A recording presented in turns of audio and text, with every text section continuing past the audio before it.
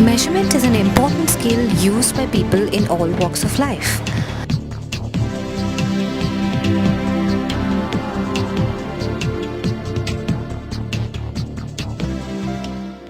A tailor measures cloth using a meter scale. The milkman measures milk with a canister. And a doctor uses a thermometer to measure your temperature. The applications of this skill are limitless. What do you mean by length of the pencil? Length. Do you know how to measure length?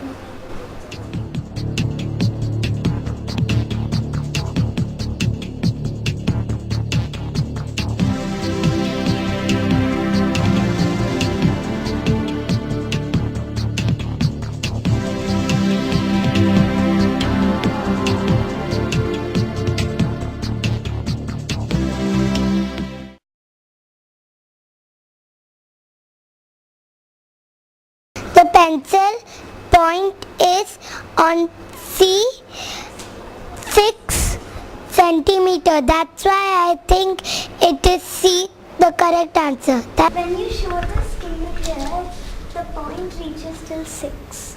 So? So I think that it will be 6 centimeters.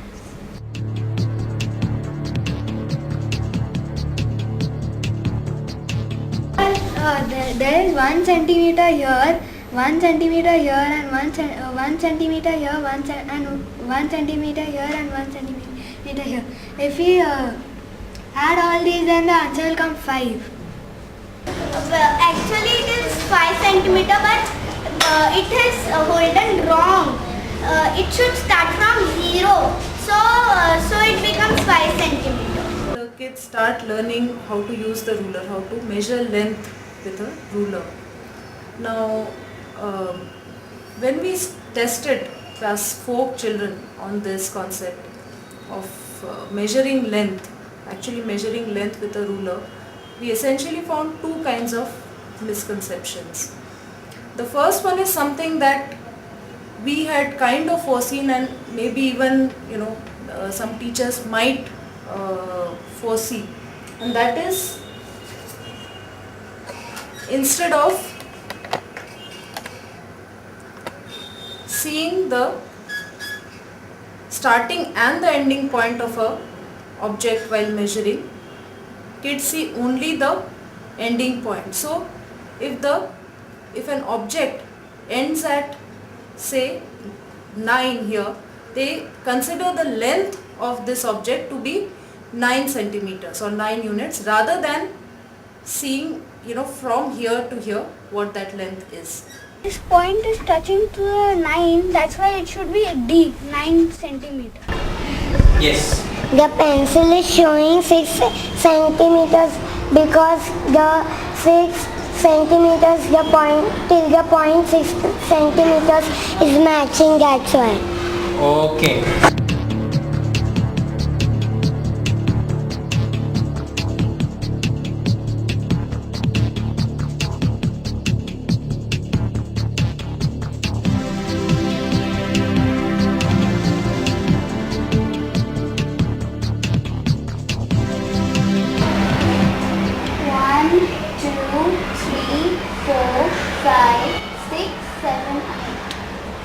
So you counted that, and that's why you said that it is 8? Yeah. And not because this point is 8?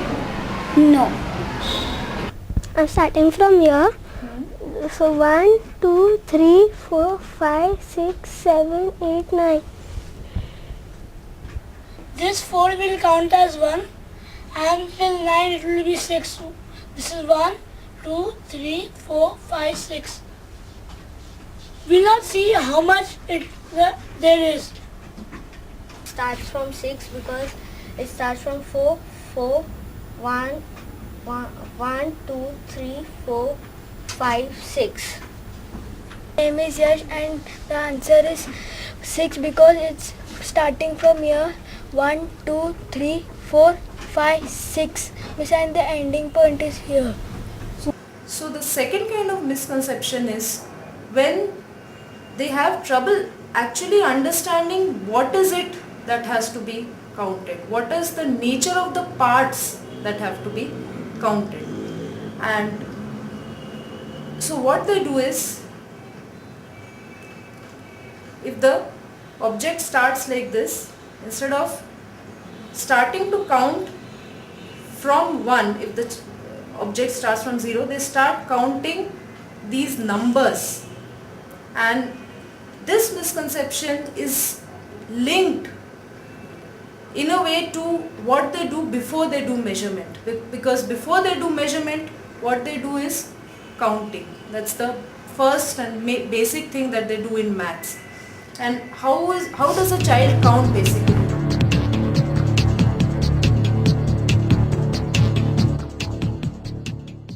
So is this point 1 centimeter, or is this much 1 centimeter, or is this much 1 centimeter?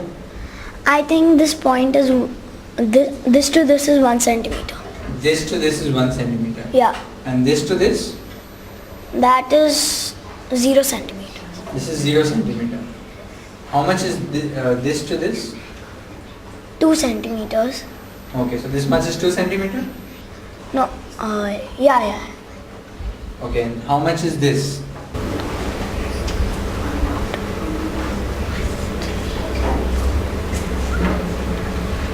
Five centimeters. Only this much is 5 centimeter? Or you're counting from all the way? From here to here, but the pencil doesn't start from there. But still, these markings means this is 1 centimeter, this is 2 centimeter, this is 3 centimeter. It ends up till 6, so I feel it's 6. Okay, so you're saying that because it ends with 6 centimeter, it must be 6 centimeter. Yeah.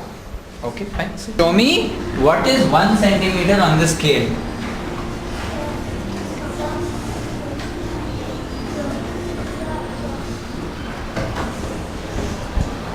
So this much. You're putting 2 fingers, so how much exactly? Okay, so you're saying this line to this line. That is 1 centimeter? Is that what you're saying? Yes, sir. The child counts it as 1, 2, 3. They're counting the objects here. Now the kind of counting that is involved in measurement, in linear measurement, is quite different. And while you are counting on the ruler, you are not counting the total length of an object.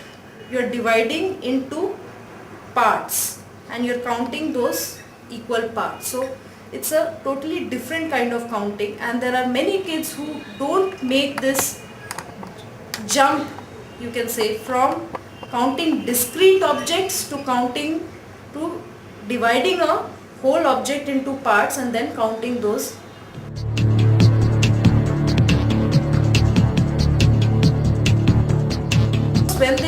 The basic thing is that they have to do a variety of exercises, activities in which they are physically measuring using different kinds of rulers, even maybe, just a ruler with not the intermediate markings, just the bigger markings, maybe measuring at advanced levels, even measuring an object which is bigger than the scale with the ruler.